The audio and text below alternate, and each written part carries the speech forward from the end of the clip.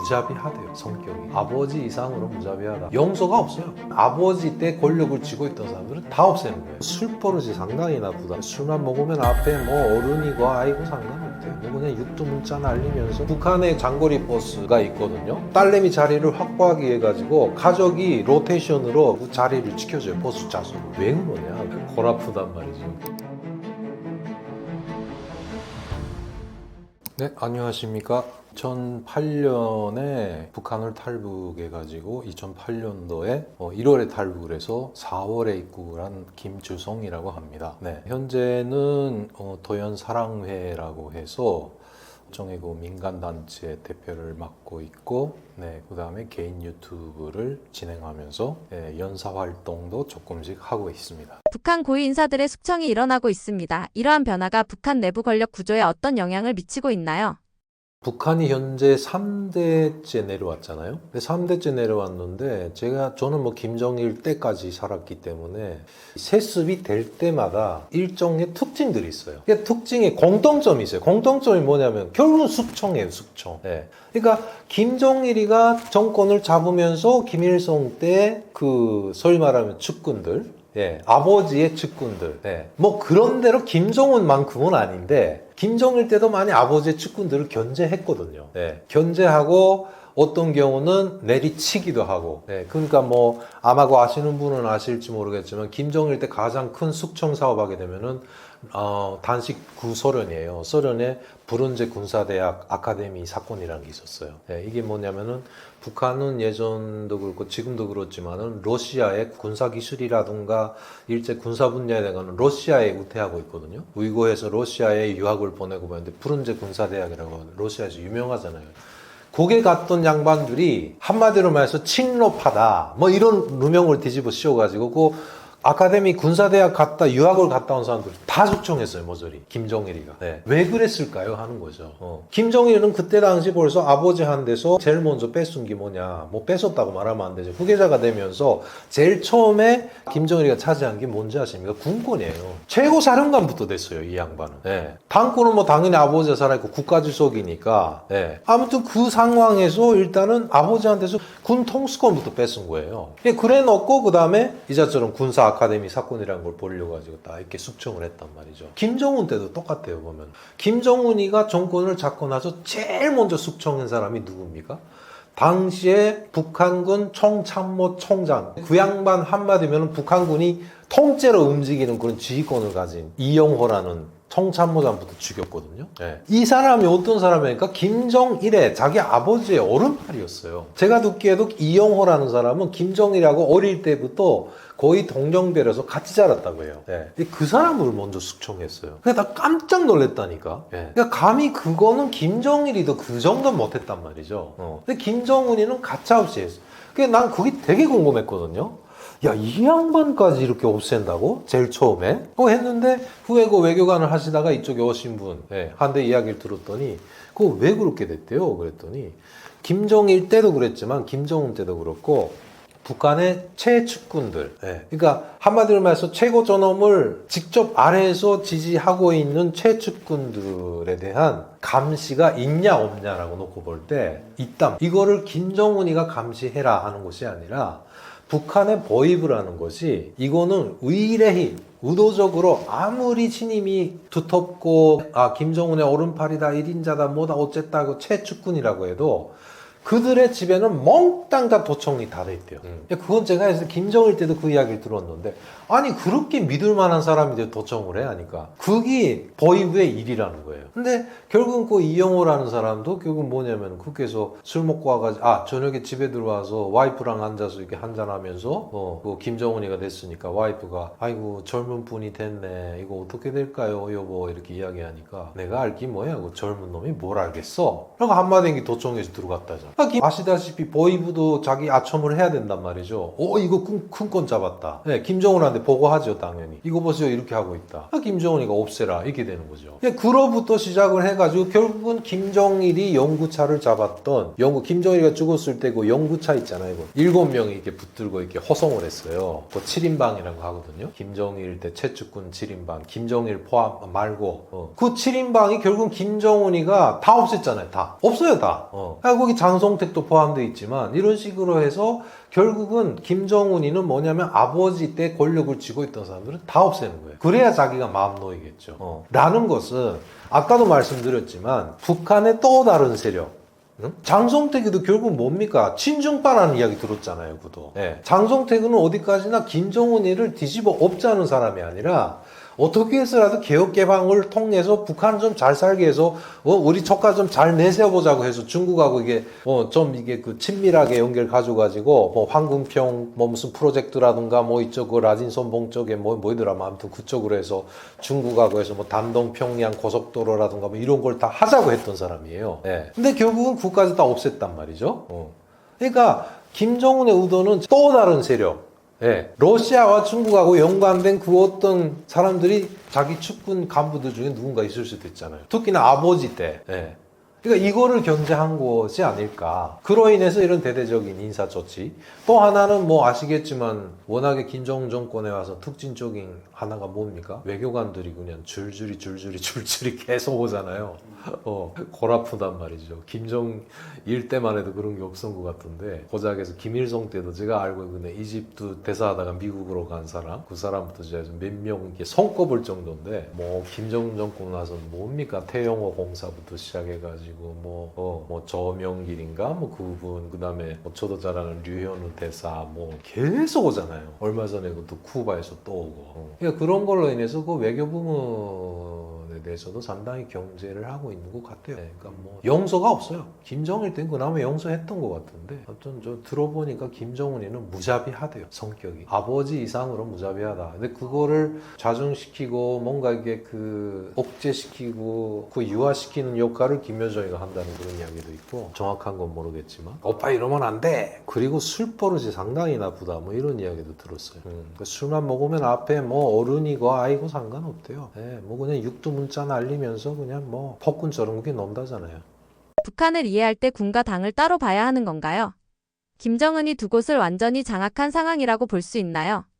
그러니까 김정은이가 제일 처음에 군권을 통솔하고 있던 이용호부터 없앤 것부터가 그거예요. 그러니까 김정은이가 우려했던 건 뭐냐면은 김정일이가 정말 궁여지책으로 고육책으로 했던 것이 성군 정치거든요. 그때 당시 그 시기에 김정일이가 성군 정치를 해서 군을 장악하지 못했다면은 정말 무슨 일이 일어난지 몰라요. 과거에 루마니아처럼 됐을지도 모른단 말이죠. 그래서 성군 정치대 모내가지고 군대들을 내세우고 그냥 올려쳐주고 칭찬해주고 해가지고 야, 난 너네만 믿고 있다. 뭐 이런 식으로 하다 보니까 그때 벌써 당권이 약화됐거든요. 성군 정치대 특징이 뭐 저도 그때 살아봤지만 군대들이 뭐 행포하다 그런 군대가 없었어요. 그냥 길거리에서 식당에서 버스에서 열차에서 주민들은 북한에 그 장거리 버스가 있거든요. 뭐 탈북민들 많이 타보신 분들이 얼마 없을 거예요. 저거 요금이 너무 비싸요.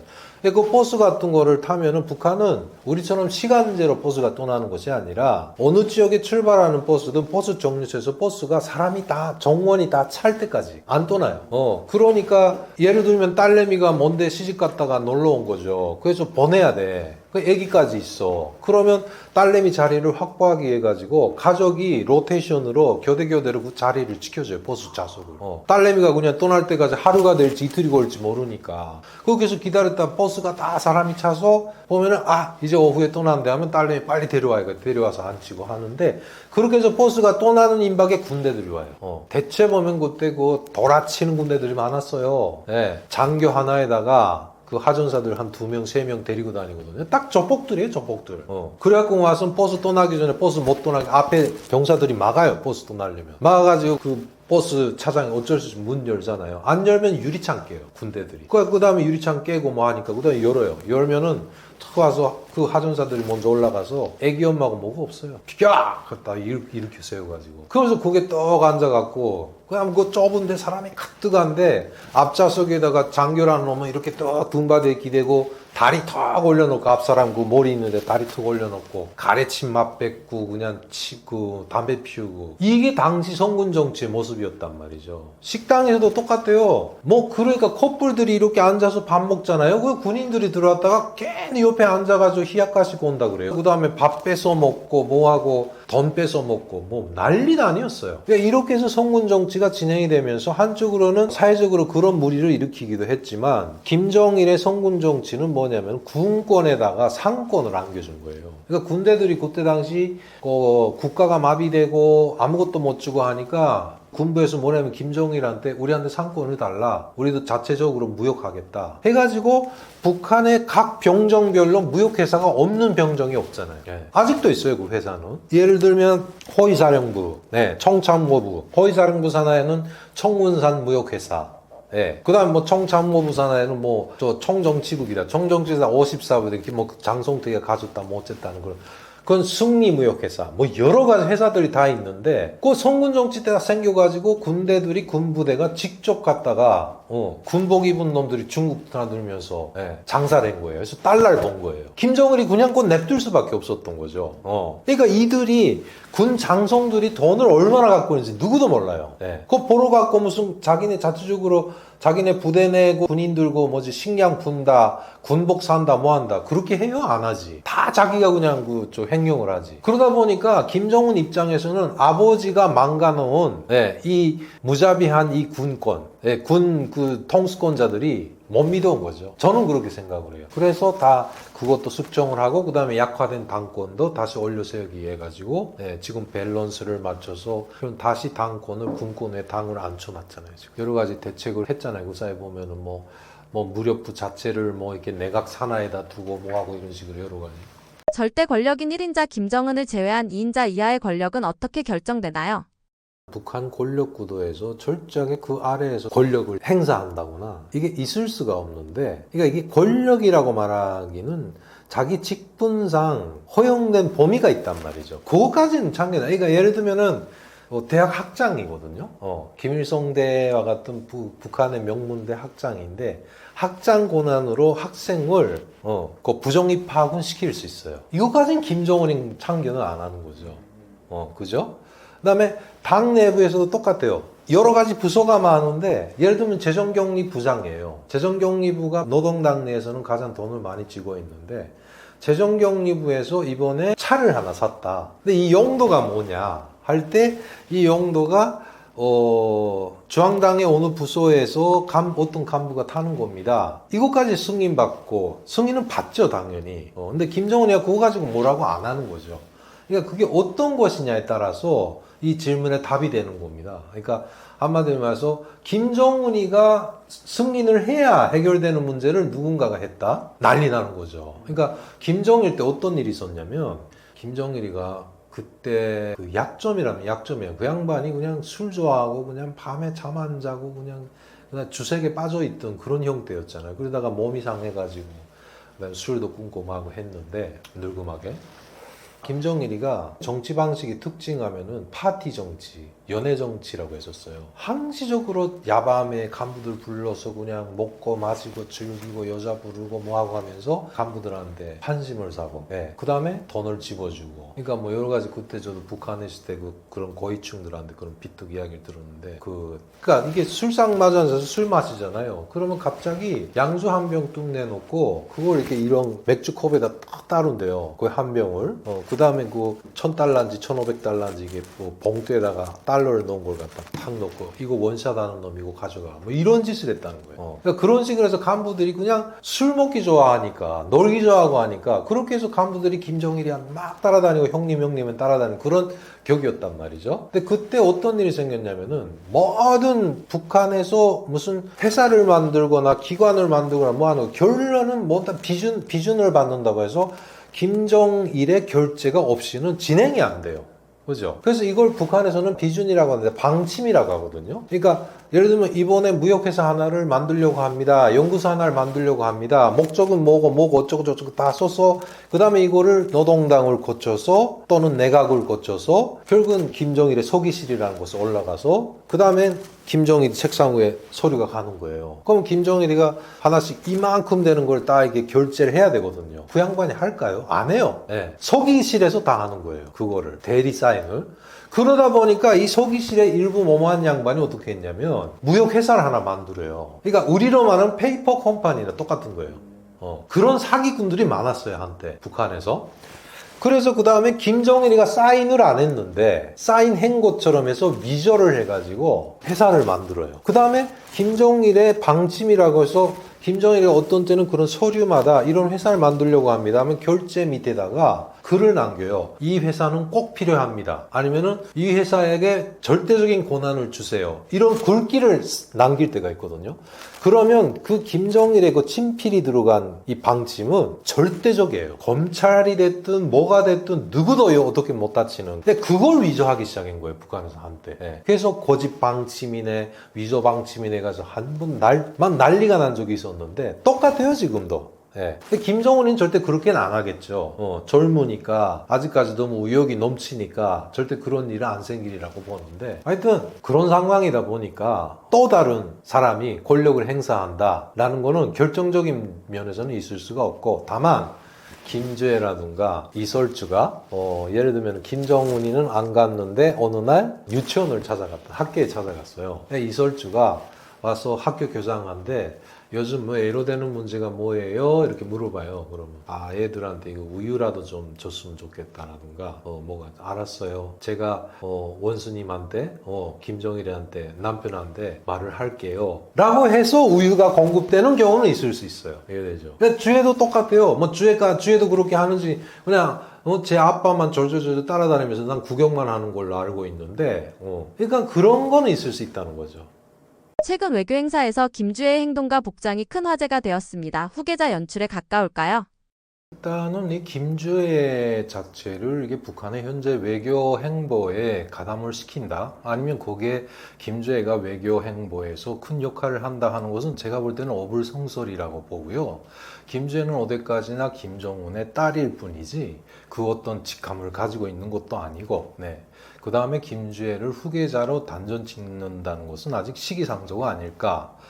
현실적으로 이게 북한의 전체 3대 세습을 내려오면서 과거를 돌이켜보면 후계자로 내정을 될 때는 뭔가의 암시가 있지 않으면 뭔가 신호가 있었단 말이죠. 근데 현재 김주애는 다만 그 북한에서 표현을 하듯이 자제분이라는 다만 딸로서의 역할만 하고 있을 따름이지 크게 김주애가 이게 외교 행보에서 어떤 역할을 하고 있다. 그리고 김여정과 비교할 때는 김여정은 여전히 역할을 하고 있어요. 중앙당 부부장이라는 직함을 가지고 있기 때문에 김주애와 김여정을 비교한다는 것은 좀 제가 볼 때는 아닌 것 같다라는 생각이. 김주애와 다르게 김여정은 김정은의 소모품으로 소비되고 있는 건가요? 현재 비교한다고 하면은 미국 대통령도 가끔씩 와이프도 데리고 나오고 그 다음에 딸도 데리고 나오잖아요. 그거와 같이 김정은 역시 현재 그의 목적이 뭘까 할 때 뭔가 당당하게 국제사회에 데뷔를 하고 싶은 거죠. 국가 수령으로서 영수로서. 그러다 보니까 딸을 데리고 나가는 거는 마치도 뭐 나도 대통령이나 똑같은 직분이다 보니까 딸을 데리고 나가는 것 같고 그로 인해서 자신의 입지를 높인다. 이거는 뭐 국제적인 측면에서 볼 때는 그렇게 큰 의의는 없지만 내부적으로 북한 주민들에게 보여주는 이미지에서는 수령이라는 의미와 또 아버지라는 의미를 또 가질 수 있고 내부 결속에서는 좀 더 유한 그런 뭔가를 이렇게 띄워줄 수 있는 그런 시사점이 아닐까라고 생각을 되고 그다음에 김여정 자체도 역시 김정은에게 철저한 보좌를 하고 있는데 문제가 뭐냐면은 김여정이 부부장이라는 직함만 가지고 있지 구체적으로 어느 부서의 부부장이라는 이야기는 없거든요. 여기에 대해서는 좀 더 우리가 주목을 해봐야 되지 않을까. 여러 가지 설이 있는데 뭐 외교관을 하다가 오신 분들의 이야기를 들어보고도 그렇고 보면은 뭐 일단 조직 지도부에서 일을 한다. 뭐 중앙당 노동당 중앙위원회의 기본 핵심 부서는 조직 지도부거든요. 그러니까 조직 지도부에서 일을 하고 있다. 뭐 이런 속설도 있고 아니면은 또 이 김정은의 그 의전을 맡고 있는 수행을 하고 있는 서기국이라든가 행사처에서 부부장을 맡고 있다. 뭐 이런 속설도 나오고 있는데 실제 김여정의 행보를 보면 그보다도 더한 일을 또 포괄적인 많은 의미를 담고 있는 역할을 하고 있기 때문에 김여정은 앞으로 향후 뭐 그 어떤 그 김주애를 내세우기 위한 그런 소모품이라든가 이런 식의 역할이 되지 않을 수 있다고 저는 보거든요. 일단 딸과 대동에서 나타났다고 해도 그렇고 혹시 대동에서 김주애만 혼자 나왔다고 해도 그건 김여정이가 다른 일 때문에 또 카메라에 안 비쳤을 수도 있지 않냐. 다만 다만 그 카메라에 비춰진 모습만 보고 이번에 김여정이가 안 보이네? 이게 또 뭔가 일이 났네? 이런 식의 사고방식은 좀 위험한 접근이라고 저는 생각을 합니다. 김주혜와 김여정은 각각 어떤 포지션으로 남게 되는 걸까요? 저는 뭐 앞서서 말씀드렸지만은 경쟁 구도라는 거는 있을 수 없다고 보거든요. 김주혜는 어디까지나 아직까지 김정은의 딸일 뿐이고, 김여정은 여동생이면서 직함을 가지고 현재 노동당 중앙위원회에서 일을 하고 있다는 거죠. 그렇기 때문에 이를 경쟁으로 본다는 것은 조금 저는 제가 볼 때는 이건 아닌 것 같다라는 생각이 듭니다. 김주혜 공식 석상에서의 모습 이후 김여정의 비공식 행보 중 알려진 것들이 있습니까? 글쎄, 뭐, 국에 대한 거는 좀 전에도 말씀드렸지만, 실제 북한이 대외 선전을 위해 가지고, 언론에 많이 김주혜를 비치고 있잖아요? 근데 그 비치고 있는 것 자체가 그 어떤 목적이 있다기보다는 김정은의 행보를 따라가다 보니까 김주혜를 동행해서 나왔을 따름이지. 근데 거기다 김여정이가 혹시 거기 안 비춰질 수도 있다. 혹시 그 카메라에 안 나왔을 뿐이지, 실제 그 어디에 가든, 뭐 미사일 시험장에 가든, 뭐 발사장에 가든, 어디에 가든 현지 지도로 나가도 김여정은 꼭 뒤에서 그 보좌를 하고 있다는 생각이 들거든요. 그렇기 때문에 거기에서 앞으로 김주혜의 서열을 가른다는 것은 좀 제가 볼 때는 어불성설 같기도 하고, 그 다음에 뭐 제가 알기에는 그런 비공식 행보라든 거는 저도 잘 알 수가 없죠. 그 문제를 안다는 것도 자체도 좀 뭔가 말이 안 맞는 것 같은 느낌이 듭니다. 김여정이 강경 담화를 내놓은 배경이 본인의 권력 입지 변화에 대한 신호가 담겨 있을까요?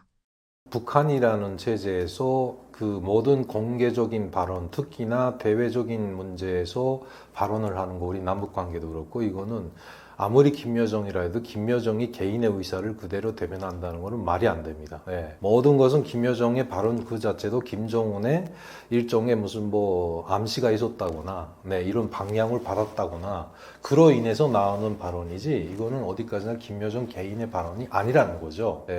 역시 그런 걸 보면 또 김여정이라는 인물은 부부장이라는 직함을 가지고 있는데 외교적인 부분에서도 상당한 활약을 하고 있고 위치를 차지하고 있고, 또 남북 관계에서도 역시 그러한 중요한 직책을 맡고 있다는 건 사실인 거죠. 앞으로의 권력 구도는 어떻게 진행될까요? 일단은 지금 권력 구도라는 것은 제가 볼 때는 과거와 비교해 보면은 좀 살짝 비슷하지 않을까 하는 생각인데, 과거에도 역시 언의였어요. 김정일 때도 김경희라는 여동생이 등장을 했고, 역시 여동생이라는 것을 공식적으로 발표는 안 했지만 모든 주민들이 알고 있었고, 그리고 김정일의 여동생 김경희 자체도 노동당 중앙위원회 경공업 부장이라는 그런 직함을 가지고 있었어요. 그 권력 구도는 똑같아요. 그로 인해서 김경희라는 사람이 김정일의 아무리 여동생이라고 해도 서열로 따질 때 권력 넘버 2다 이런 말도 없었거든요. 어디까지나 아무리 여동생이라도 김경희는 중앙당 경공업부의 부장으로서의 서열이었지, 김정일의 여동생으로서의 서열은 없었단 말이죠. 그와 똑같습니다. 지금도 똑같은데, 다만 김경희하고 대비해보면 김여정이가 좀 더 활동적이고 좀 더 큰 역할을 하고 있다는 거죠. 과거에 뭐 평창올림픽 때도 그렇고 뭐 거의 북한을 대표해서 오잖아요. 그 다음에 남북회담 때, 하노이 때, 싱가포르 때도 보면은 거의 의전을 책임진 거는 김여정이었어요. 그런 걸 봐선 과거 김정일의 여동생인 김경희보다는 보다 높은 그런, 일단 서열로 따지면 좀 높겠죠. 그리고 역할을 많이 하고 있다. 그러니까 앞으로 지금 후계자 문제는 자꾸 요즘 김주혜에 대해서 여러 가지 말들이 많은데, 저는 김주혜가 아직도 후계자로서의 후계자로서의 인물이 적격이 아니라고 보거든요.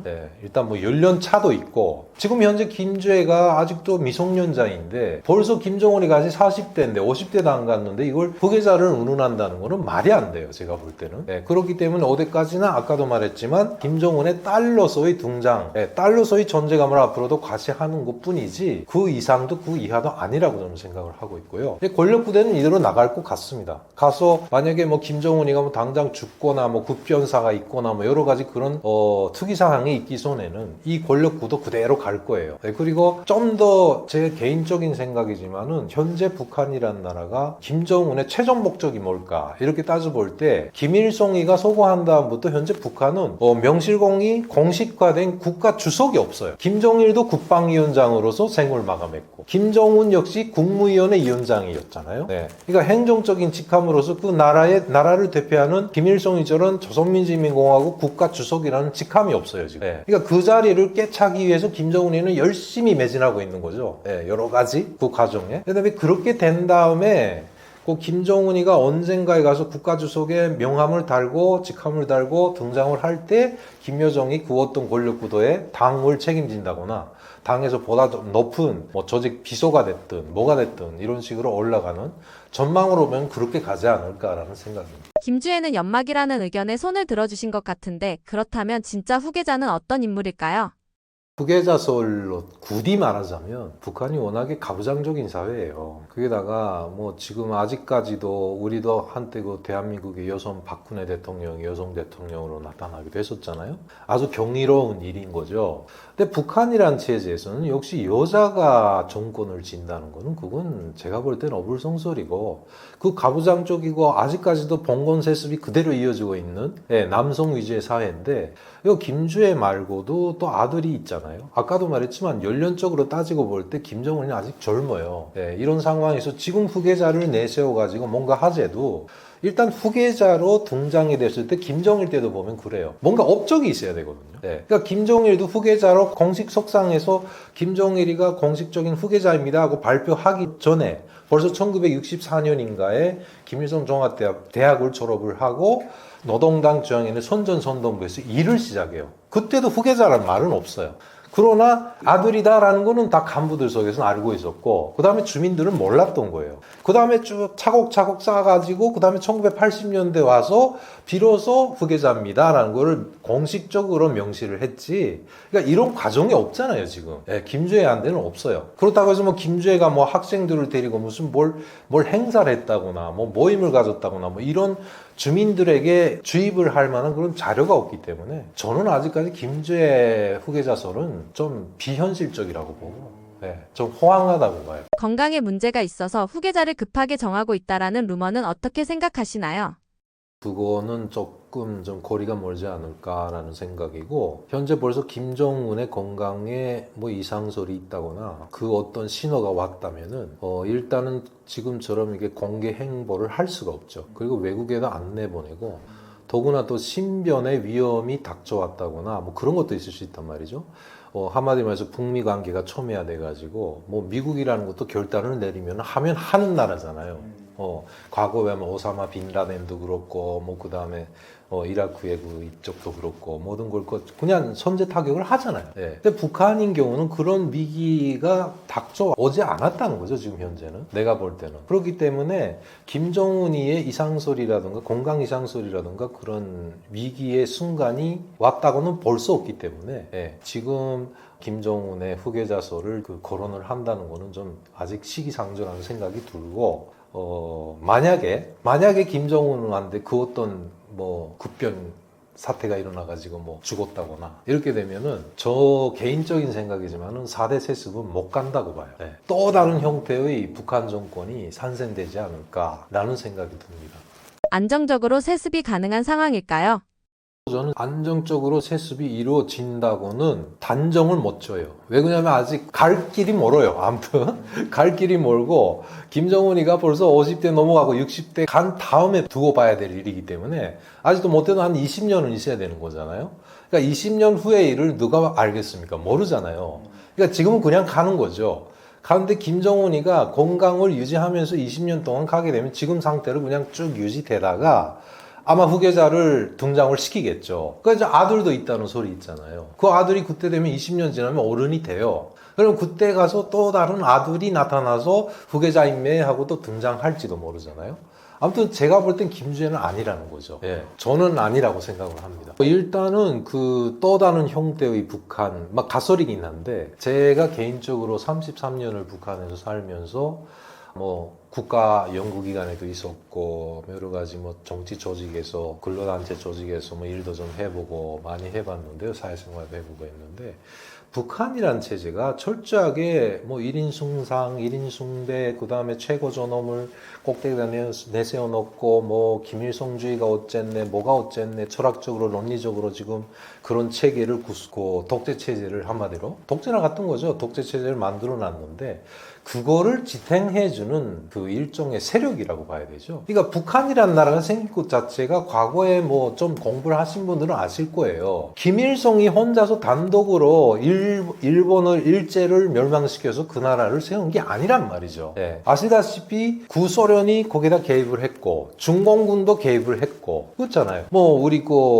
6.25 전쟁 때도 보면 중공군도 개입했고 러시아도 구소련도 개입을 했듯이 그러니까 북한이란 나라가 자기 자체적인 그런 독립적인 힘으로 그 나라를 세운 게 아니란 말이죠. 뭐 흔히 아시다시피 뭐 흔히 북한에서 말하는 그 특권층들 속에는 빨치산이라는 또 다른 세력이 또 있어요. 근데 저는 그 세력 자체도 북한에서는 특화돼 있어가지고 일반 주민들은 생각도 못할 상상을 못할 생활을 하고 있단 말이죠. 그리고 그 사람들의 절대 다수가 최고인민회의 상임위원회라는 곳에 둥지를 틀고 앉아 있어요. 흔히 북에서 오신 분들 일부 위에서 꼭대기에서 간부하시던 분이나 그런 분들이 이야기를 해요. 최고인민회의라는 것은 북한의 최고기관이에요. 정상적인 국가로 볼 때 노동당보다 위에 있는 거. 우리로 말하면 국회나 똑같은 거예요, 그게. 근데 국회는 존재하고 있어요. 그러나 흔히 고위층에 계시던 분들은 알죠. 그것이 아무짝에도 쓸모없는 양로원이나 같은 곳이다.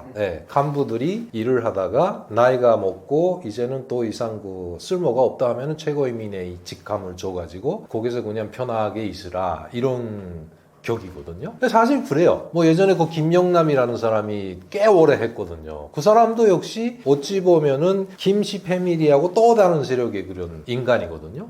뭐 일단 거기는 빨치산, 현재는 최룡해라고 하는 빨치산의 후손이죠. 최현이라고 하는 후손이 현재 최고인민회의 위원장을 맡고 있는데 만약에 백두혈통이라고 하는 김정은이 급변사를 했다. 한 다음에 일단 침체기가 일어서면서 그러면은 노동당 당수가 없어지고 그때 가서 만약 김정은이가 국가주석의 명칭을 달고 국가주석의 자리를 가지고 있었다고 해서 죽었다. 그러면 그 다음에 작동하는 최고인민회의가 작동한단 말이죠. 뭐 아시다시피 북한도 형식이지만은 노동당에서 의제를 내놓고 그 결정된 것을 결국은 최고인민회의가 보고를 해서 결국은 최고인민회의를 열고 거기에서 결론을 내려서 국가주석도 선출하고 총리도 선출하고 다 하는 건 최고인민회의가 하고 있어요. 우리 국회나 똑같은 거잖아요. 그렇기 때문에 김정은이가 만약 죽었다. 그러면 최고인민회의가 그때 가서 작동을 한다면은 세습이 불가능하다는 거죠, 저는. 그때는 뭐 중국도 그렇고 러시아도 그렇고 일단은 뭐 제가 보면은 북한 내부에 알고 모르게 중공파가 있고 친로파가 있는 걸로 알고 있거든요. 속설이지만 그럴 수밖에 없어요.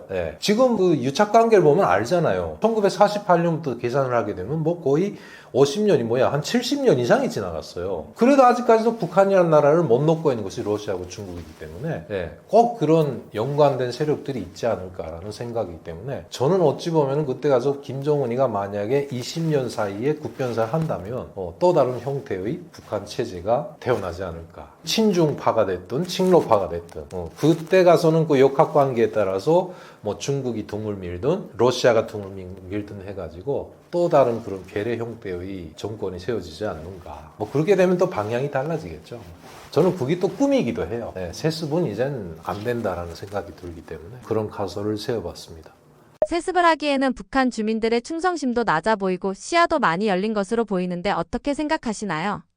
알고도 모른 척이라는 말이 있어요, 북한이. 그러니까 그런 걸 한마디로 말씀을 드릴 수 있고, 아무튼 대단하긴 해요. 김정은이가. 근데 김정은이가 대단한 게 아니라, 그 김정은이를 지탱하고 지지하고 있는 그 세력이 대단한 거죠. 그러니까 지금까지 일단 특권층이라고 말하는 최고 존엄을 내세워놓고 그 아래서 간부 노릇을 하고 있는 이 양반들이 이제 몇 년이에요, 몇 년. 몇십 년이거든요. 그 체제를 유지하면서 주민들에 대한 선정 공세, 뭐 그 다음엔 세뇌 교육 모든 것을 그 스탠스는 그대로 이어오면서 하기 때문에 김정은이도 그 지경까지 올라갔지. 사실 주민들 자체는 뭐 불만도 많고. 그러니까 지금 또 세대도 많이 교체됐기 때문에 제가 보면은 참 안타깝지만 많은 부분 또 김일성 때처럼 김정일 때처럼 또 세뇌 당하고 있는 느낌이 들어요, 주민들이. 그러니까 거기 조금 안타까운 거죠. 깨지 못하고 좀 깰까 해서 김정일 때 정말 그 고난의 행군이란 걸 겪고 집단화사 사건을 겪고 주민들에게는 오히려 그게 어찌 보면 촉매가 됐거든요. 격발기 역할을 한 거나 똑같은 거예요. 그래서 그 다음에 이게 아니로구나. 우리가 지금까지 신처럼 믿었던 인원들이 우리를 굶겨 죽였어. 그래가지고 자생적으로 그냥 활동을 하기 시작한 것이 북한인데, 예, 그때 의식이 깼고, 그 다음에 뭐 여러 가지 외부 문화 유입을 통해서 많은 그 인식도 그렇고 모든 것이 개선이 되었지만, 김정은이가 2009년부터 차곡차곡 해가면서 잘 다잡아 나간 거죠, 지금 현재. 북한 내 식량 배급 불균형과 부패 사례가 보고되고 있습니다. 실제 상황은 어떠하며 체제 안정에 어떤 영향을 미칠까요? 예전에 또 김정일 시대 이야기를 해야 될 것 같은데요. 고난의 행군이라고 해서 집단 아사 사태, 지구상에서 있을 수 없는 그런 아사 사태였거든요. 뭐 저도 그때 있었으니까 아는데, 이것이 북한 체제를 변화시킨 과도기라고 저는 봐요. 물론 많은 분들이 돌아가셨지만 그때야 비로소 북한 주민들이 당국에 의존을 하고 당국에서 주는 세 발의 피만한 그런 식량을 받아먹고 감사합니다 했던 사람들이 그때 자각을 가지게 된 거예요. 굶어 죽고 나서야 이대로 있으면 안 되겠다, 죽겠다 이렇게 돼가지고 그때부터 사실상 북한의 그 식량 공급 체계라는 건 없어졌어요. 아예.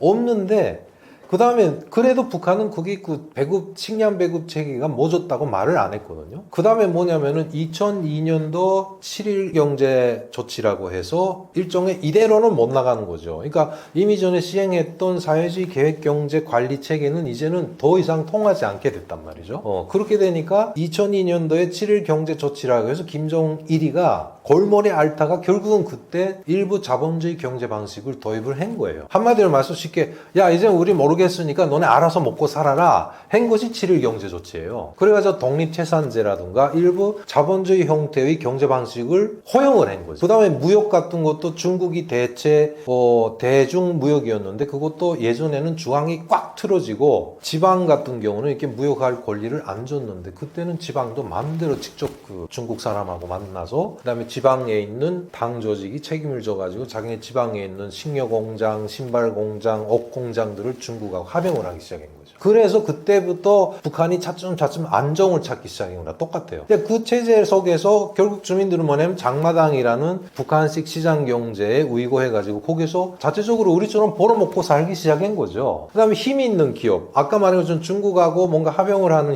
기업들은 아무래도 벌고 있으니까 정호원들한테 식량을 주기 시작한 겁니다. 그러니까 이 식량 준 걸 가지고 국가가 줬다고 이야기를 한 거죠. 기업이 준 게 아니라 이것도 식량 배급을 진행을 한다. 그러니까 그때부터 결국은 식량 배급을 주는 기업이 있고 못 주는 기업이 이렇게 생긴 거예요. 일률적으로.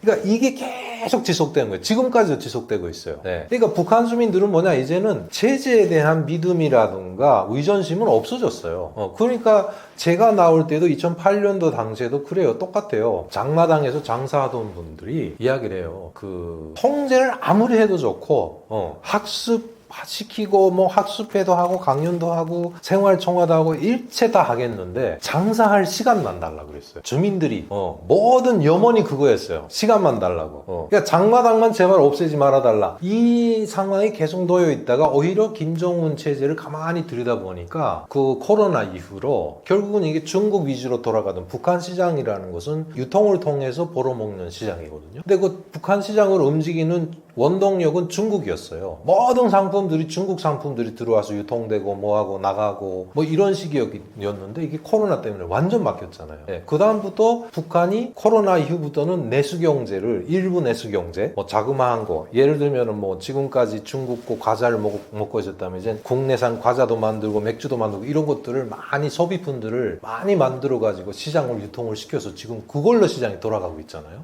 그러니까 체제가 흔들린다는 일은 없어요. 내가 볼 때. 물론 그 한켠에서는 그 전량세대 그다음에 그 아사자도 나오고 있어요. 나오고 있는데 기존에 비해서 그러니까 이거 참 안타까운 이야기인데 그 김정은 정권 때 오신 분들도 그 이야기 하잖아요. 아사자 생겼다. 게을러서 그렇다. 이런 이야기를 하시는 분도 계시거든요. 아니면 정말 운이 없어서 장사할 능력이 없어서 죽었다. 뭐 이런 이야기. 그러니까 뭐라도 해서 도적질이라도 뭐라도 해서 시장 활동을 하게 되면은 먹고 산다는 이야기란 말이죠. 그러니까 이게 대해서 체제 안정에 어떤 영향을 미치거나 그건 없어요. 오히려. 그러니까 우리가 뭐 한때 보면은 뭐 북한의 민주화가 어떻게 오냐 뭐 아래서부터의 민주주의가 어쩌고 뭐 여러 가지 남한도 이게 학술적으로 북한을 많이 분석을 하는데 제가 볼 때는 아직理論상으로 논리적으로 북한을 이렇게 분석하기는 힘들어요, 아직까지. 어떻게 어디로 튈지 모르고 어디로 굴러갈지 모르고. 저는 아무튼 어떤 그런 체제 안정에 불안을 줄 만한 그런 급변 요소는 저는 안 생긴다고 봐요, 지금.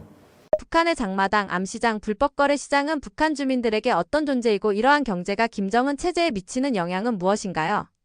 뭐 일단 도발이 아니라 김정은 체제 와서도 역시 장마당은 생명줄이죠. 장마당 없으면은 그 체제 또 난리 나요. 네. 그러니까 그만큼 장마당이라는 거는 북한 주민들의 젖줄기이기도 하고, 그것뿐이 아니라 문제가 뭐냐면 장마당 일단은 그 암시장이라고 지금은 국가시장이라고 이야기를 해요. 결국은 그 2002년도 7일 경제 조치 이후에 모든 장마당들을 국가가 통솔하게 만들었거든요. 그렇게 된 다음에 김정은 정권에 와서 또 6.28 조치라고 해서 그게 아마 2010년도인가 아무튼 그때 또 경제 조치를 또 취했어요. 그러고 해가지고 7일 경제 조치를 또 강화시킨 거예요. 네, 6월 28일 날 나온 김정은의 경제 조치라고 해서 6.28 조치라고 하거든요. 그러니까 그걸로 인해서 결국은 장마당을 없애게 되면 큰 변이 나고, 그냥 오히려 장마당이 있음으로 해서 주민들도 먹고 살지만 간부들도 통제하는 사람들도 장마당이 없으면 못 살아가요. 네. 그러니까 장마당의 통제를 통해서 장마당을 통제하고 관리하는 과정에서 주민들이 또 결국은 뭐 아시다시피 장사를 해서 좀 더 폭리를 보자고 하면은 결국은 불법을 저지를 수밖에 없거든요. 네, 그러니까 그런 과정에서 단속하는 양반들, 통제하는 양반들도 그걸로 해서 뭐 와이를 뇌물을 받아먹고 눈 감아주고 이런 과정이 있기 때문에 북한에서 지금 현재 시장이라는 거는 정말 중요한 역할을 하고 있어요. 네.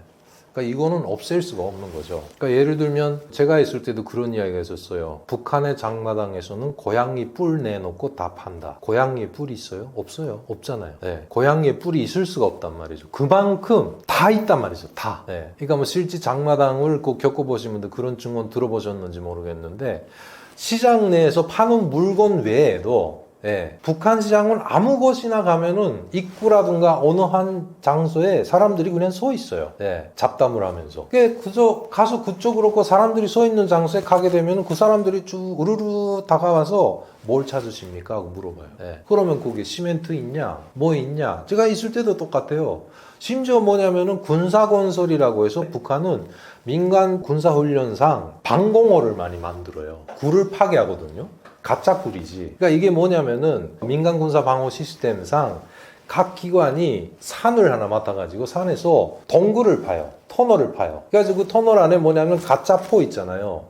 통나무로 만든 포를 거기다 감춰놓고 해가지고, 그러니까 그 교란 작전을 시키기 위한 그런 위장인 거죠. 그러니까 뭐 인공위성으로 다 본다고 하니까 북한이 그런 장난을 많이 하는데, 자, 그거를 기관별로 너네 정호번이 몇 명이기 때문에 몇 미터의 굴을 파라 이렇게 되는 거예요. 맨손으로 굴 못 파잖아요. 굴 판다는 거는 결국 뭐가 필요합니까? 다이너마이트가 필요한 거예요. 예전에는 군사건설을 할 때 북한의 화약은 그런 군사건설에 써야 되는 그런 화약, 광산이라든가 그런 데서 써야 되는 다이너마이트 관리는 경찰, 북한의 지금은 그것도 안전부라고 하는데 보위부에서 화약 창고를 관리했었어요. 그래서 이 건설 때문에 이거 필요합니다 해가지고 그 기관이나 그 기관이나 직장에서 거기 가서 경찰서에 가서 화약을 타서 썼거든요. 근데 그 체계가 없어진 거예요. 그게 장마당에서 화약을 팔고 있는 거예요. 그러니까 이 정도로 시장이 북한에 현재 있는 장마당이라고 이 시장이 큰 역할을 하고 있다는 거죠. 그러니까 오히려 이게 뭐 체제에 도발이 될 수 있는 요소가 아니라 이게 없어지면 체제가 흔들려요. 그야말로 흔들려요, 진짜. 장마당과 암시장은 어떤 시스템으로 흘러가고 있나요? 대한민국 사람들이 간과하고 있는 부분이 있나요? 일단은 북한이 그냥 냅둘 수가 없었던 거죠. 지네가 식량을 못 줘서 주민들이 자생적으로 만들어진 것이 형성된 것이 장마당이거든요. 그것이 점점 규모가 커지니까 아이고 이거 이대로 냅뒀다는 안 되겠다 라고 생각을 해서 결국은 경제 조치를 통해 가지고 이거를 국가 시장으로 해서 국가 관할에 두고 시장 관리소라는 그런 뭐 관공서 같은 걸 만들어 가지고 그때부터 자릿세도 받고 이용료도 받기 시작한 거예요. 그 수익이라는 게 어마무시한 거죠. 일단 북한은 세금을 안 받는다고 이미 전에 김일성이 때 선포를 했기 때문에 세금이라는 명분을 못 받아요. 그래가지고 장마당에서 거둬들인 수익을 직금이라는 또 다른 이름을 달아가지고 이게 국가가 빨아들이기 시작한 거죠. 근데 이런 식으로 흘러갔는데 그래도 통제는 해야 돼요. 왜 그러냐면 아까 말한 것처럼 통제를 안 하게 되면은 암거래는 계속 진행이 되는 거예요. 하고 또 하나 북한이 김정은 때 여실히 증명됐지만 장마당의 역사가 오래 길어졌잖아요. 길어짐으로 해서 장마당에서 장사를 해서 돈 번 양반들이 결국 빈부격차가 심하다 보니까 중산층 이상의 당국도 파악 못할 그런 돈주들, 다시 말해서 부자들이 많이 생겨난 거예요. 근데 이들은 주로 북한은 은행권에다 돈을 안 맡기잖아요. 그러니까 어디다 맡기냐니까 계속 자기 자금을 유통을 시켜서 중국에 보내서 상품을 끌어들여다가 상품으로 갖고 있다가 시장에 풀고, 또 번 돈은 또 중국에 보내서 상품을 풀고. 그러니까 우리 그 일반 한국의 기업처럼 그런 식으로 진행을 하다 보니까 이들의 자산이 얼마인지도 모르며 이들의 자산을 집을 암만 들이쳐야 돈이 안 나온단 말이죠. 그러니까 한마디로 말해서 실흥 자본가나 똑같아요. 이런 사람들이 많이 생겨났다. 그러니까 김정은이 골이 아픈 거죠, 이 자체가. 이들이 언젠가 솔직히 말해서 돈 있는 사람들이 그게 세력화되게 되면은 일단 체제에 정말 그 위험이 될 수가 있잖아요. 이런 세력들이 생겨나니까 또 어떤 현상이 일어나냐면은 간부들이 그쪽으로 붙는 거예요. 해서 돈이 있기 때문에 한마디로 해서 북한은 여전히 계속 간부들한테 위에서 내려 먹여가지고 상납을 해라 아직도 하고 있어요. 김일성이 생일이다, 김정일이 생일이다, 김정은이 생일이기 때문에 돈 올려보내라.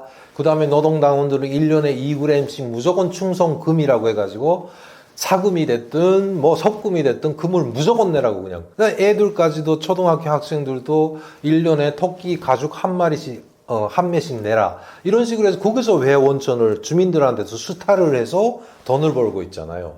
근데 이거를 하자니까 위에서는 무조건 너 이번 뭐 언제까지 $10,000 내라 그러면 당간부, 지역에 있는 당간부가 돈이 어디 있겠어요. 안 내면 자기 혼나겠고 자칫 잘못하면 자기 좌천되겠고. 그러니까 이렇게 지역에 사는 이 돈주들한테 붙는 거예요. 그래서 야, 돈 좀 달라. 그럼 이 돈주는 간부한테 주는 거예요, 돈을 $10,000. 그 대가는 뭘까요? 아, 우리 그 사촌 동생 지금 감옥에 잡혀 있는데 좀 너네 특사로 좀 내보내줘. 라든가 우리 자식 지금 군대 가 있는데 그 강원도 상간 오지에 그 산골에 가 있는데 이거 좀 시내 부대로 좀 돌려줘. 이 간부의 직분으로 할 수 있는 거를 이 돈주들이 돈을 그렇게 해서 간부한테 주는 쪽. 그러니까 이런 행태들이 많이 생겨나니까 김정은 정권의 특징이 뭡니까? 돌아가면서 간부들만 때려요, 지금. 이게 원인이거든요, 결국은. 그러니까 간부들이 자꾸 자기 곁을 떠나서 자꾸 이렇게 되니까 그래서 김정은 예전 간부들만 계속 조이고 있는. 그러니까 장마당의 방법도 이자처럼 여러 가지 형태가 있는데 예전하고 달라서 이제 중국 바이오뿐이 아니잖아요. 중국을 넘어서 외교 라인을 통해 가지고 크게 장사하는 사람들은 외교 라인을 이용해 가지고 또 다른 나라에서 상품을 끌어들여서 팔아먹고 우리가 상상을 못할 정도로 지금 진화돼 있어요. 그러니까 이런 것들 때문에 뭐 북한 시장은 일단 아까도 말씀드렸지만 이게 북한의 생명선이랑 똑같은 거죠. 오히려 핵을 없애는 게 아니라 장마당 없애는 게 더 빨라요. 제가 볼 때는. 북한의 식량난에 대한 진실과 오해들, 어떤 것들이 있을까요?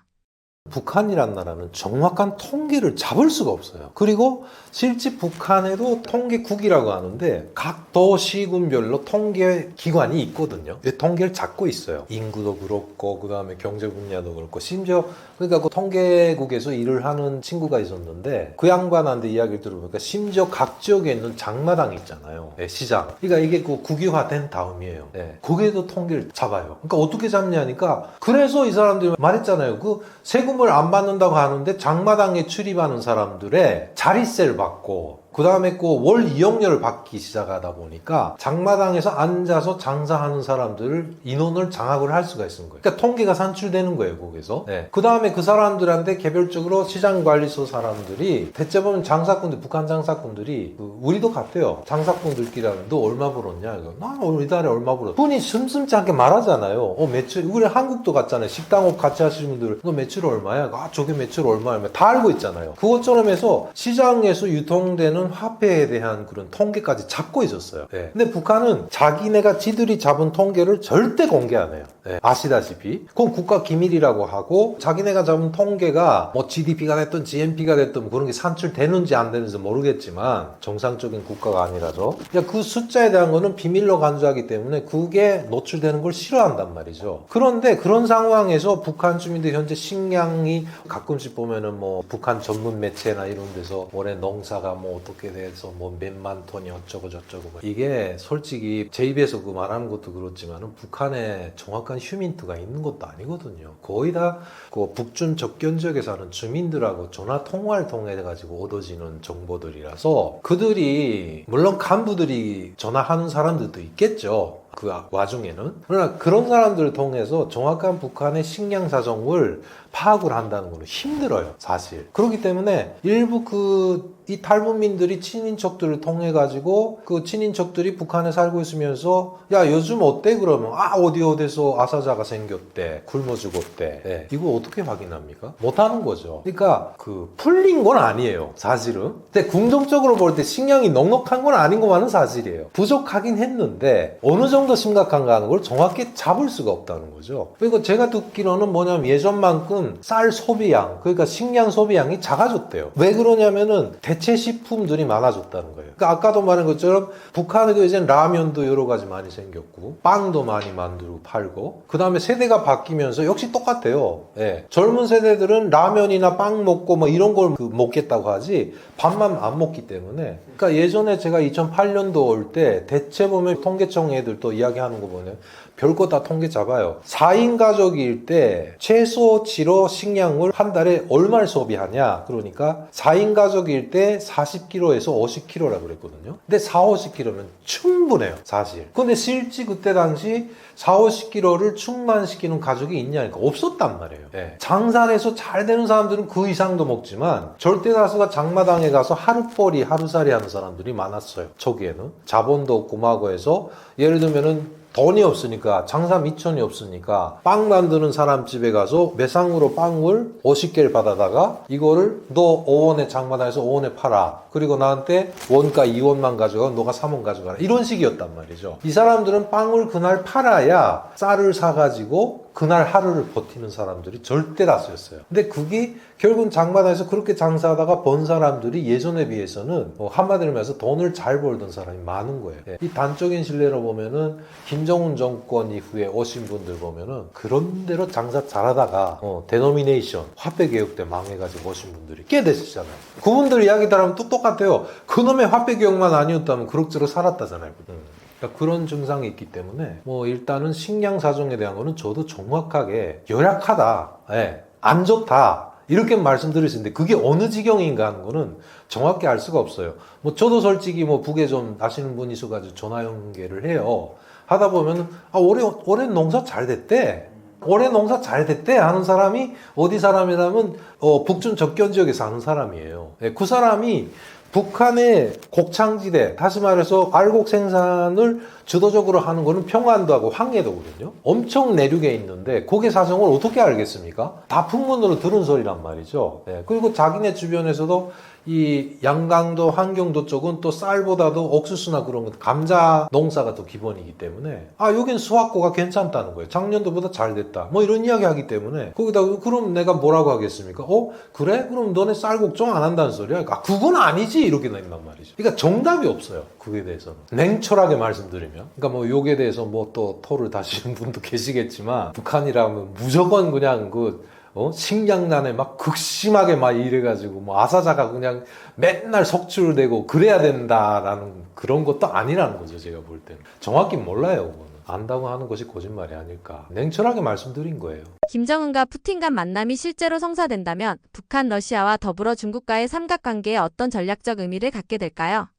일단 저는 처음에 북한이 러시아의 파병설이 논의가 그로 인해서 북러 관계가 상당히 친밀해지고 일단 우크라이나 전쟁이 일어난 다음부터 여러 가지 언론을 통해서 러시아하고 밀착됐다 하는 걸 그걸 들었을 때 이 양반이 방향타를 바꿨구나 하고 생각을 했어요. 이미 전에 아시다시피 남한에다가 이젠 돌아 방귀도 안 끼겠다는 거거든요. 김정은이는. 그 원인이 뭐냐니까 역시 똑같아요. 예전에 싱가포르 하노이 회담 때 그 트럼프 앞에서 망신했다는 거예요. 얻어진 것도 없다.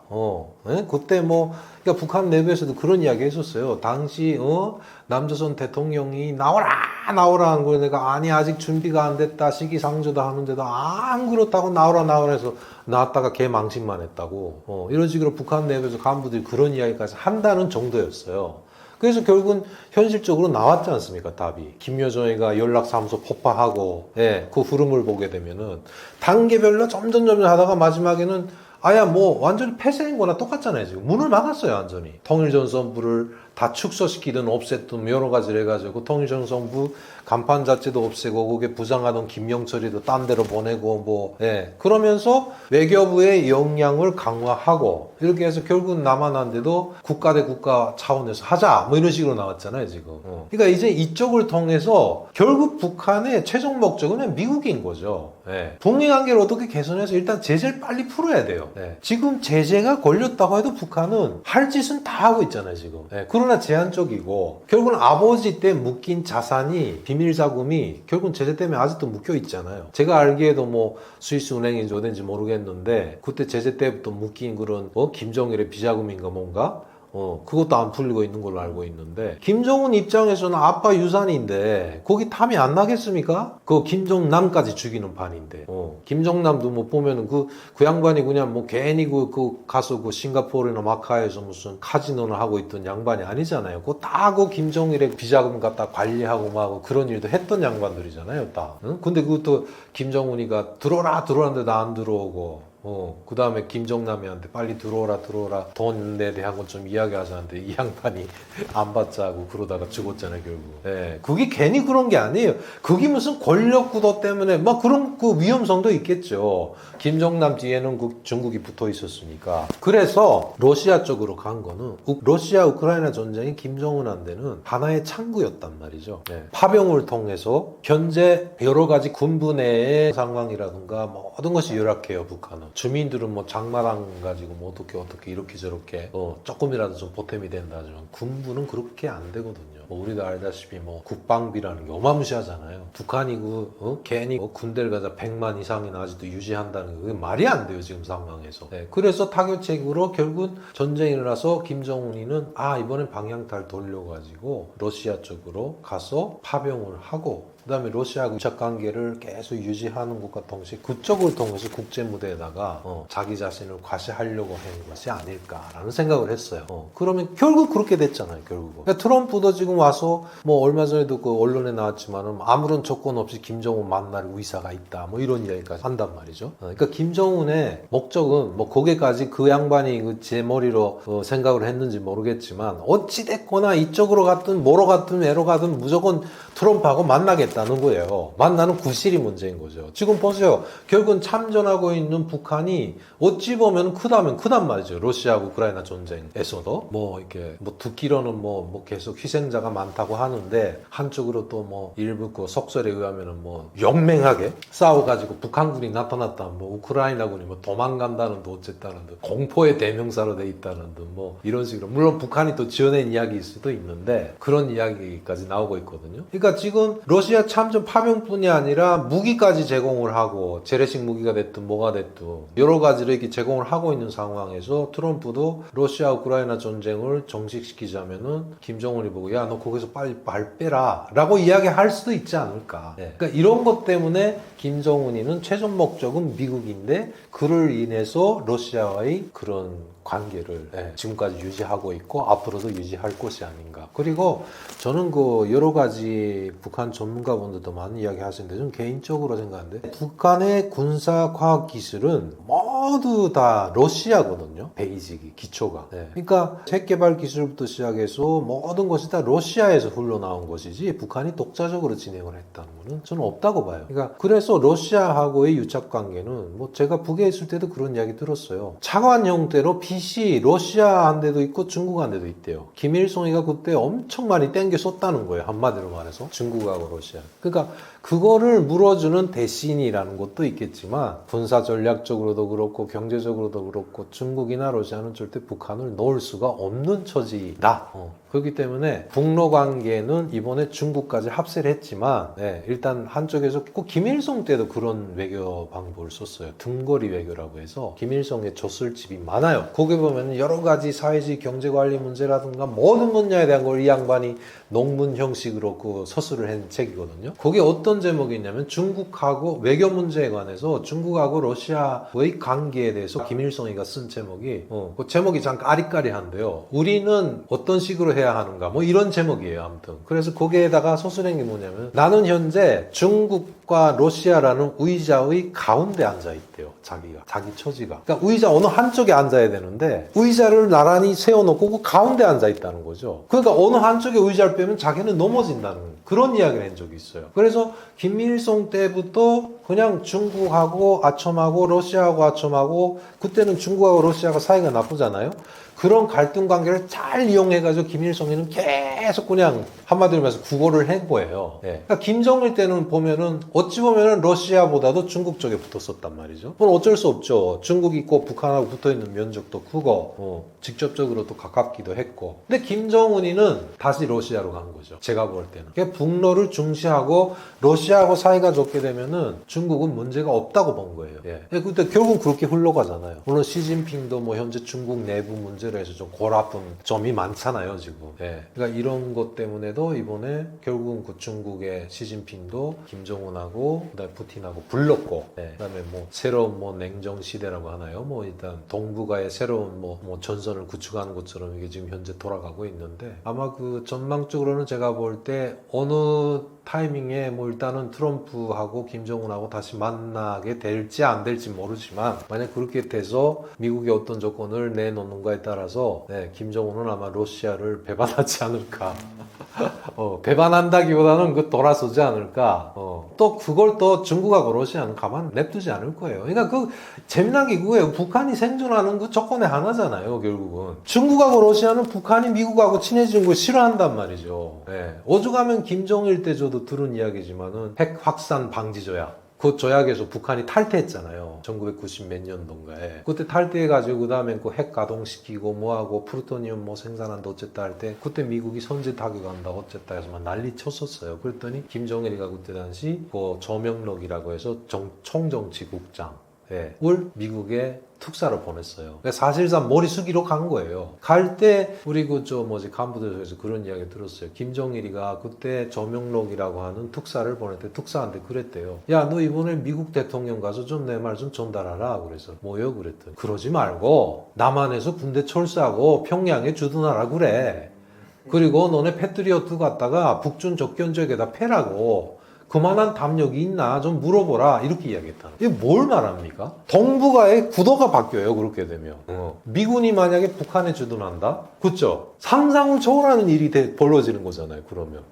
뭐 그런 일이 있을 수 없지만, 김정일 자체도 그때 당시에도 결국 이 북한이라는 영토가 어쩔 수 없는 거예요. 중국하고 러시아가 붙어 있는 한. 그러니까 둘다 또 상임 이사국이잖아요. 그런 문제가 있다, 그거죠, 한마디로. 그러니까 김정은이도 역시 그 세습을 이어왔지만, 역시 중국이나 러시아 문제를 등한시할 수가 없고, 남한하고 독자적으로 뭔가 풀겠다 하는 거는 이제는 사실상 안 된다라고 단정을 지은 거예요, 제가 볼 때는.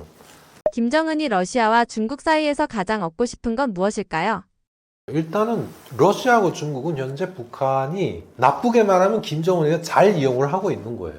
그러니까 이전 역사적인 흐름을 볼 때 그러니까 생리적으로 놓고 봐도 북한이라는 영토는 아까도 말했지만 중국하고 러시아가 붙어 인접해 있는 한 절대로 어떻게 없앨 수도 없고, 그렇다고 또 커질 수도 없는 거예요. 이미 전에 중국이 그런 이야기도 했잖아요. 그 북한이 집단 아사 사건 겪고 할 때, 그때도 그 고난의 행군 때 식량난 때문에 막 아사 사태 날 때 식량을 제일 많이 준 게 누굽니까? 우리예요. 대한민국이에요. 한국이 줬지 중국은 알면서도 안 줬다니까. 그때 중국이 한 짓이 뭔지 아세요? 레일못, 그 철길 있잖아요. 철길 고정하는 못 있잖아요. 그거 뽑아와라. 전기선 잘라와라. 그러면 밀가루 줄게. 그러다 보니까 북한 주민들이 먹고 살겠다고 전선줄 자르고, 통신선 자르고, 그 다음에 레일못 뽑아가지고 북중 접견 지역에 가서 중국 놈들한테 그거 줘가지고 밀가루 바꿔먹고 완전 나라 더 망하게 만든 거예요. 근데 그때 중국이 그런 이야기를 했대요. 뭐 당국이 했는지 누가 했는지 모르겠는데, 들려오는 풍문에 의하면은 북한은 굶어 죽지 않을 정도로 그냥 살려놓고 그 다음에 배부르지 않을 정도로 눌러야 된다고. 그러니까 김정은이도 그렇고 북한 주민들도 중국을 싫어하는 원인이 그때 나타났어요. 그러니까 시장에 아무리 중국 상품이 유통이 됐다고 해도 북한 사람들은 완전히 알기로 스케일한 거예요. 상품 자체도 그냥 우리로 말하면 동계 진한 걸 갖다 막 북한 시장에 내보내고, 아무것도 모른다고 해가지고 그냥 뭐 그런 음료수 같은 것도 대충대충 대강대강 만든 걸 갖다 비싸게 바가지 씌워서 팔아먹고 그런 짓거리를 한 거예요, 중국이. 그리고 중국 사람들 자체도 원래 80년대 제가 대학 다닐 때만 해도 그 북중 접견 지역이가 그러니까 중국이 엄청 못 살았거든요. 그게 결국 뭐 90년대부터 신식 사회주의 내모내가지고 보따리 바뀌니까 얼마나 그 개 구박을 하는지 북한. 그러다 뭐 북한 주민들이 그냥 여성들이 아시다시피 탈북해가지고 이렇게 중국에 건너간 건 물론 좋은 사람이 있어서 구제도 해줬지만 인신매매로만 물건처럼 팔아먹고 뭐하고 일단 그런 관계들이 있기 때문에 어찌 보면은 중국하고는 좀 여러 가지 앙금이 많이 겹쳐 있어요. 그리고 김정일 때도 그런 이야기 들었어요. 그 중국이 개발을 하겠다 하는 대로 그냥 냅뒀다가는 예를 들면 그 평양 단동 고속도로 같은 거 그거 북한이 막는다잖아요. 그래서 중국은 그 공사 비용부터 해서 자재까지 다 줬어요. 다 줘가지고 너 이거 가지고 평양까지 고속도로 연결해라. 단동 평양 고속도로 하자. 왕복 8차선인가? 근데 북한이 결국은 신안목강대교까지 중국이 다 만들어 놨는데 북한 영지에서부터 도로공사를 안 하고 있다잖아요. 김정일 때부터 안 했어요. 근데 왜 안 하냐니까. 그거 했다가 그게 고속도로가 아니라 비행기 활주로가 되면 어떡하냐. 뭐 이런 이야기가 나오는 거예요. 그게 북한 내부에서 나오는 거예요, 그게. 장군님께서 그걸 허용하겠어? 이러면서. 유사시 때는 탱크 군단이 도로를 통해가지고 평양까지 직행해서 들어오는데? 뭐 이런 이야기. 상당히 복잡합니다. 3개국의 유착관계라는 것이. 또 우리 또 뭐 대한민국도 또 역시 중국이나 러시아의 관계가 그 나쁘면 안 되잖아요, 또. 일단은 뭐 우리도 무역을 해서 먹고 살아야 되기 때문에 기본이 무역이잖아요, 우리도. 그런 걸 놓고 볼 때 참 그 애매하고 북한이 그러니까 뭐 이렇게 말해서 안 됐지만 바보가 정치를 해도 그 나라는 그냥 유지될 수밖에 없다는 거예요. 내가 볼 때는. 그러니까 동북아라는 이 지역의 역학적인 문제로 놓고 볼 때 동북아라는 창구에서 들여다볼 때 북한이라는 나라는 그런 것인 거예요. 중국의 1대1로 정책에 의해서도 북한이 발판이 될 수밖에 없는 것이고 태평양 진출하는 건 중국이 북한 꼭 있어야 되잖아요. 있자고 우리 동해 쪽에 그 중국 영토라는 거 훈춘인가 그게 조금밖에 없잖아요. 그런 의미. 러시아도 역시 같잖아요. 예전에 우리 추진하던 라진 확산 프로젝트. 그것도 아십니까? 라진 확산 프로젝트라는 게 러시아의 천연가스 파이프를 남한까지 끌고 오자는 거였잖아요. 북한이 그거 반대한 거 아니에요, 그거. 북한은 그거 지나갔으면 얼마나 좋겠습니까? 흘러 옛날 이야기 했는데 옛날에 그 북한의 수풍 발전소라고 우리 한반도에서 가장 큰 일본 놈들이 지어놨던 그 압록강에 있는 수력 발전소. 저도 들어보니까 예전에 박정희 정권 때는 그 수풍 발전소에서 생산된 전기 가지고 남한도 다 전기를 다 받대요. 그래서 북한이 그때 주도권을 쥐어가지고 남한한테 그 심술 피운다고 해서 전기 잘라놓고 남한이 말 들으면 또 전기 연결하고 그랬었다잖아요, 한때. 그러니까 똑같은 거예요. 그러니까 라진 하산 프로젝트로 해서 러시아에서 오는 전전 파이프관이 연결이 되면 북한이 중간에서 뚜껑 닫았다 열었다 할 수도 있잖아요. 하여튼 그런 상태에서 농담 삼아지만은 언젠가 한번 그런 이야기를 한 적이 있었어요. 어떤 장소에서. 만약에 남한하고 북한하고 지리적으로 반대였으면 어떻게 됐을까? 그러니까 지금 우리 대한민국 남쪽이 북한이고 그 다음에 대한민국이 북쪽에 있었다면 어떻게 됐을까라는 생각을 해봤어요. 어떻게 됐을까요? 북한 망했을 거예요, 아마. 바다잖아요, 삼면이 바다. 하여튼 저는 전망적으로 볼 때는 지금 상태에서는 뭐 극히 단정 지을 수가 없지만 트럼프가 김정은을 만나냐 안 만나냐 만난 다음에 결국은 김정은은 욕심이 그거라고 봐요. 어느 때가 됐든 그 국가 주석 자리를 꿰고 한마디로 말해서 북한의 주석 직함을 가지고 국제사회에 데뷔하고 싶고 자기도 제대로 된 그런 전용기를 타고 외교적으로 해외도 좀 탐방도 하고 싶고 왕으로서 뭐 왕도 아니지만 왕 같은 그걸 좀 과시하고 싶은 거예요. 북한 입장에서는 그래요. 핵이 뭐 어쩌고 저쩌고 하는데 자기도 핵 보유국이 되고 싶은 거죠. 지금 현재 핵 보유국이라니 각국 뭐 몇 개 나라들이 많은데 일종의 그 양반은 내가 볼 때 핵이라는 걸 트렌드처럼 생각하는 것 같대요. 예를 들면 쟤 명품 입었네. 나도 명품 입어야지 뭐. 그러니까 이런 한마디로 뭐라고 할까요, 이게? 과시력이라고 하나? 성격상 가만 보면 그렇지 않을까 하는 생각이에요. 잘난 척 하고 싶고. 그런 성격도 있지 않을까라는 생각이 듭니다. 아직 뭐 나이도 그렇고. 하여튼 빨리 좀 남북 관계가 풀렸으면 좋은데. 일단 미국 대통령을 만나고 나서 그 다음 단계가 어떤 그림이 그려질지, 그때 우리 대한민국이 어떤 카드를 던질지 참 기대를 많이 해보게 됩니다. 한미일대 북중러의 윤곽이 잡힌 상황에서 앞으로 어떻게 흘러가게 될까요? 그러니까 결국은 그거죠. 이번에 북중러라고 윤곽이나마 나타났잖아요. 북한으로서는 정말 든든하죠. 만약에 정말로 그 북중러가 군사동맹을 새롭게 맺는다? 그러면 우리 한미일하고 대등하게 되는 거잖아요. 네. 그러니까 김정은으로서는 또 안전하겠죠. 한마디로 말해서. 자기로서는 든든하겠죠. 한마디로 말해서. 그걸 바랬을지도 모르고 그게 가능해졌기 때문에 혹시 하면은 뭐 미국하고 협상을 할때 막 핵을 완전히 내놓지는 않겠지만, 뭔가 미국의 말을 좀 어느 정도는 좀 수용을 하지 않을까라는 생각이 들고, 만약에 북중러 군사동맹이 확약이 됐을 때, 이해가 되세요? 만약 이게 정확히 안 됐다고 하면 가는 절대 핵을 안 놔요. 핵을 갖고 있어야 자기가 안 죽겠다라는 생각을 하는 양반이기 때문에, 그러니까 이 흐름이 뭐 어찌 보면은 뭐 북한이 아니더라도 중국하고 러시아가 지금 밀착 관계를 갖는 것 자체도 일단 우리 동북아 실태에서는 또 뭐 새로운 그런 냉정 시대가 또 벌어질 수도 있지 않을까라는 생각에서 좀 우려돼요. 저는 좀 걱정스러워요. 결국은 그렇게 되면 또 뭐 서로의 그 군사 훈련, 예를 들면은 그런 뭐 합동 군사 훈련 같은 것도 스케일이 커지고 하게 되면 우리 국민들이 또 그만큼 세금을 또 많이 내야 되지 않나 하는 생각에, 아유, 참, 또 대한민국에 와서 이제 17년을 사는데 참 그 언젠가도 방송에서 그런 이야기를 해본 적이 있어요. 참 우리 국민들이 좀 대단하고 대한민국 아빠들이 좀 불쌍하다라는 생각이 들고요. 열심히 일하는데, 네, 뭐 한쪽으로 보면은 언제 이거 뭐 이 대립 상태라는 게 없어지기 전에 정말 계속 이런 식으로 나가야 되니까 열심히 회사 생활을 평생을 해도 제 집 하나 사기도 힘들고 뭐 이런 형편이잖아요. 북한도 같죠. 뭐 군사비 쪽에 돈 안 돌아가면은 그걸 어느 정도라도 이쪽에 돌릴 수가 있는데 어찌됐거나 뭐 남이나 북이나 다 군사비 쪽으로 많이 돈이 들어가는 거, 네, 그거 참 안타까운 일이다라는 생각이 듭니다.